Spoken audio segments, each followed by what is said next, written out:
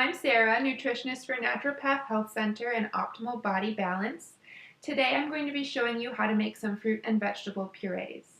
You can use these purees to boost nutritional content in your kids' favorite foods.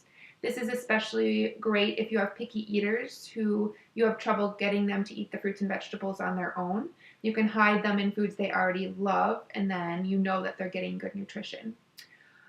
If you like these recipes, make sure you check out the Sneaky Chef cookbook, which is where the recipes for these purees come from. She has many books on how to use these purees in different ways, and they're all kid tested and approved, so you can be sure your kids will love them. We have some other videos on how to use the purees with some of her recipes, so check out those videos if you want to try these purees out. And I want to make sure that everyone understands just because you're sneaking the fruits and vegetables into your child's diet, you still want to be offering healthy fruits and vegetables at every meal. If you've watched our Picky Eater Problems video, you know that it can take multiple times of offering these healthy new foods to a child before they actually enjoy them and will eat them. So be sure you're still offering fruits and vegetables at each meal. And if you need more tips on how to get your kids to eat these healthy new foods, be sure you check out that Picky Eater Problems video. Alright, so the first puree we're going to make is the purple puree. So the purple puree has blueberries, spinach, or any frozen green.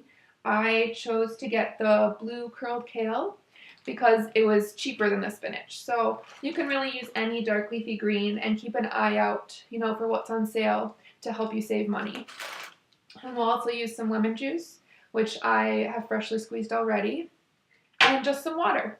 So what I'm going to do to make the puree is take some of these frozen greens, 2 cups of these frozen greens, and I'll bring them to a boil in a medium pot, and then turn it down to a simmer and let those cook for 10 minutes. Then I'll take 1.5 cups of my blueberries, and I'll rinse them in a colander under cool water to help them thaw a little bit and let those drain while the kale is cooking. After I do those steps, I'll show you how to puree everything together in the food processor. Okay, so I've cooked my greens and drained my blueberries. As you can see, I've already added my greens to the bowl of the food processor here. So I'm just going to put my blueberries in as well.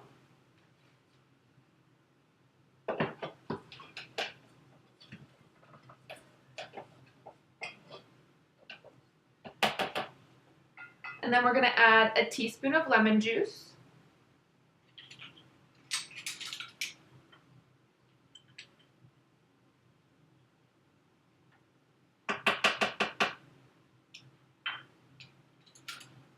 And 2 tablespoons of water.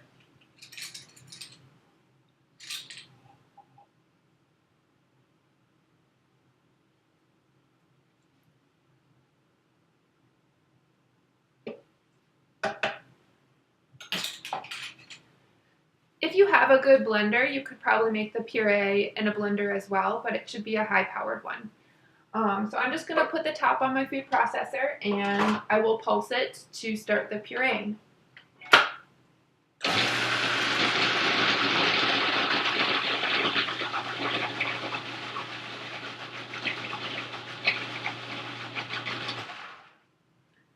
So you want to pause once in a while to scrape down the edges. So you want to have a spatula handy. You just take off the top and scrape everything back down to the bottom.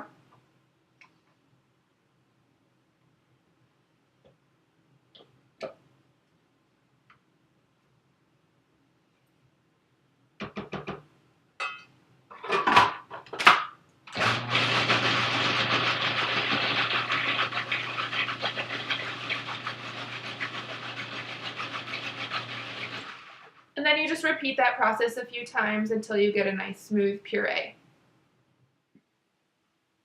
Alright, so I finished with our purple puree and I've transferred it into a small container here. You can keep it in the fridge like this if you're going to use it right away, or you can freeze it in smaller 1/4 cup or 1/2 cup portions in some plastic bags or whatever containers you have. As you can see, it is, fairly smooth. There are some chunks, but really it's pretty smooth.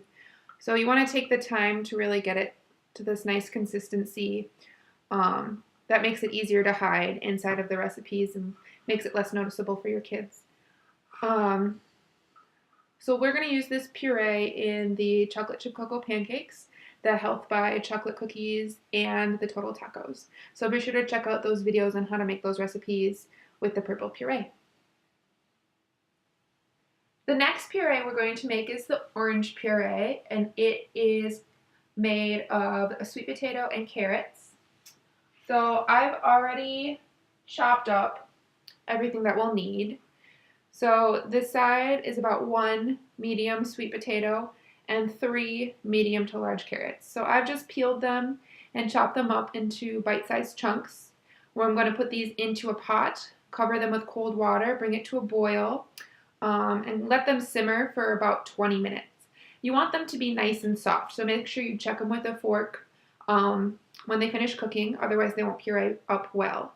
So I'm going to go ahead and do that step, and then again we'll check back and I'll show you how to puree it in the food processor.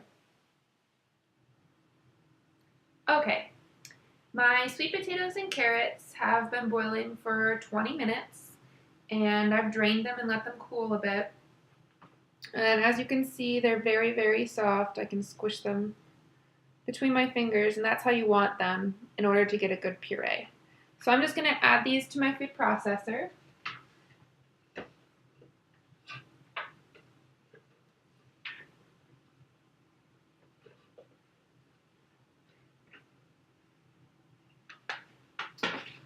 And I will pulse this, until it gets a nice smooth puree, stopping every once in a while to scrape down the edges. Alright, so our orange puree is finished, and I'll show you what it looks like. Nice bright orange, and you can see it's really smooth and creamy. And you can store this the same way that we stored the purple puree, either in the fridge for a few days or in smaller individual portions in the freezer. So with the orange puree, we're going to make a couple of things. This will go into the mac and cheese, and it will go into the chicken tenders, and it will also go into the pasta sauce. So if you're going to make the orange puree, make sure you check out those videos for some cool ways to use it. Alright, the next puree we're going to make is the green puree. For the green puree, we're going to use our frozen blue kale again. Again, you could use a different kind of green like spinach or collards or whatever else you'd like. We're going to use some of these frozen broccoli florets and also some green peas. And there's going to be a little lemon juice and water in this puree as well. But as you can see, this is a really nutrient-packed puree full of tons of good green veggies.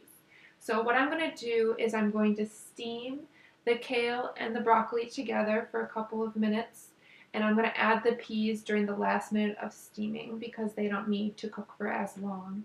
Then I will drain those, add them to the food processor along with my water and lemon juice, and puree them up.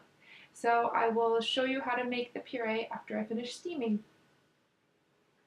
Okay, in my bowl of my food processor, I have all of my veggies, the frozen kale, frozen broccoli, and frozen peas, which are all very soft from steaming. I'm going to add 2 tablespoons of water,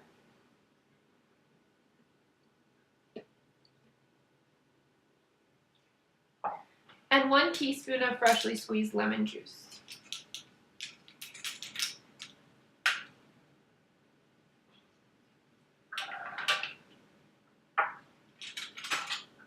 Then I'm just going to attach the top to my food processor and blend it all up to make a nice and smooth puree. You'll want to scrape down the sides every so often to make sure it's uniformly smooth.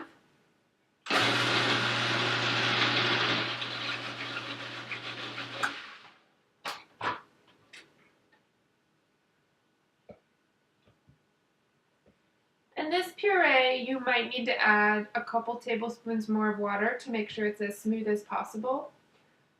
But you also want to make sure you steam your veggies until they're very soft so that they're easier to puree with less water.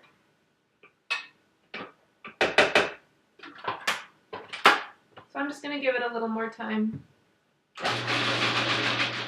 Okay, so I've gotten my puree to what I think is a nice smooth consistency. I'll try to show you what that looks like. Alright, so you can see how that is nice and smooth. Not a whole lot of chunks in there. Remember, the smoother it is, the less detectable it will be to your picky eaters. So you want to make sure you really give it enough time in the food processor to get to the correct consistency. Then you can just store it in a little container. Or again, freeze it in individual portions. And this green puree will be used in the meatball recipe, so make sure you check out that video on how to use the green puree when you're making meatballs. Okay, the last puree we're going to make is the white puree. The white puree consists of 2 cups of cauliflower florets, which I've used fresh cauliflower here and chopped them into florets. This wasn't maybe like a half of a medium-sized head. And these are 2 small zucchinis which have been peeled and roughly chopped. And I'm going to steam these veggies, and then we'll combine them in the food processor with lemon juice and water. So after I'm done steaming, I will show you the process. Okay, so I've added my very soft steamed cauliflower and zucchini to the bowl of my food processor. And I'm going to add a teaspoon of lemon juice. And I'm not going to add any water right away with this one because the zucchini really holds a lot of water. So we're just going to start out with just the lemon juice. And we can add water if we need to. Get my top on. And then peel it away. Okay, so I'm all finished pureeing. This one definitely purees the easiest and the fastest.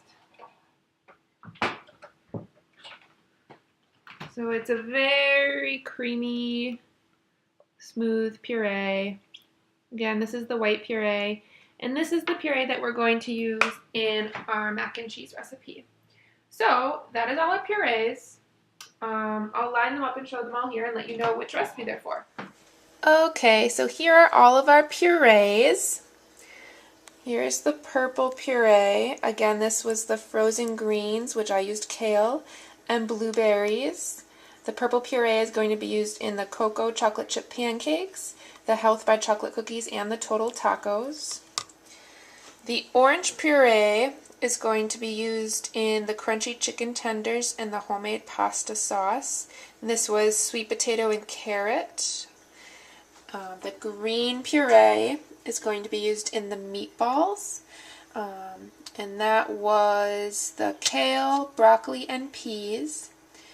And the white puree here is going to be used in the mac and cheese and also in the homemade pasta sauce, and that was the zucchini and cauliflower puree. Just another thing I wanted to talk about was, you might have noticed I used a lot of frozen produce when I made my purees. You can use fresh, but you will have to use a little more than you would if you used frozen. And also, sometimes using frozen can actually be a better idea. The vegetables used to make frozen products are, flash frozen at the peak of their season when they have the most nutrients in them. So they haven't been shipped, from far away when they're not in season where you might buy them. So it might be cheaper to get the frozen produce, and the frozen might also have more nutrients in it than the fresh, which is a little bit counterintuitive. And one other thing I was thinking about, which I haven't tried yet, but it came to me as I was making these purees, is that you could probably freeze really small portions of these into ice cube trays and add them into smoothies to make the nutritional value of your smoothies a little higher. So if anyone wants to try that and let me know how it goes, I would be very grateful. Alright, I hope you try these purees and like them. Make sure you check out our other recipe videos on the ideas on how to use these in a few recipes.